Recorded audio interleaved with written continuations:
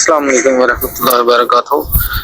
مفتی صاحب، میرا ایک دوست ہے تو اس نے اپنی بیٹیوں کے لیے 4 تولے سونا لیا ہے ان کی شادی کے لیے، اور یہ خاص اس نے اپنی بیٹیوں کے لیے لیا ہے کہ ان کی شادی کے ٹائم پہ ان کو پہن سکوں، کہ آہستہ آہستہ تھوڑا اکٹھا کر کے اور بھی لوں گا اپنی بیٹیوں کے لیے۔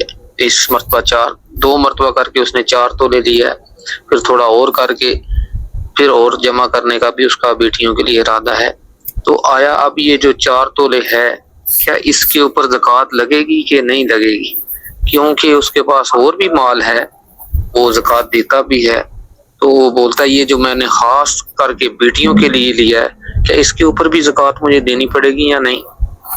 السلام علیکم ورحمۃ اللہ وبرکاتہ۔ وعلیکم السلام ورحمۃ اللہ وبرکاتہ۔ 4 تولے سونا بیٹیوں کے نام پہ لیا ہے، کیا اس پر زکوٰۃ ہوگی یا نہیں؟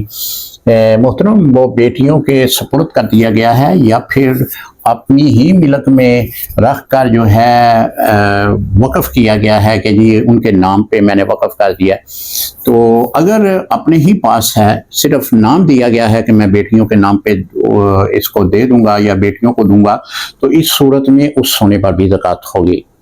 اگر وہ بیٹیوں کے حوالے کر دیا جاتا ہے، ان کے سپرد کر دیا جاتا ہے، تو چونکہ اب وہ اس کا مالک نہیں رہا، لہذا اس پر اب زکوٰۃ نہیں ہوگی۔ ہاں، اگر وہ بیٹیاں صاحب مال ہیں، صاحب نصاب ہیں، تو اس صورت میں ان کے اوپر بھی زکوٰۃ ہوگی۔ السلام علیکم ورحمۃ اللہ وبرکاتہ۔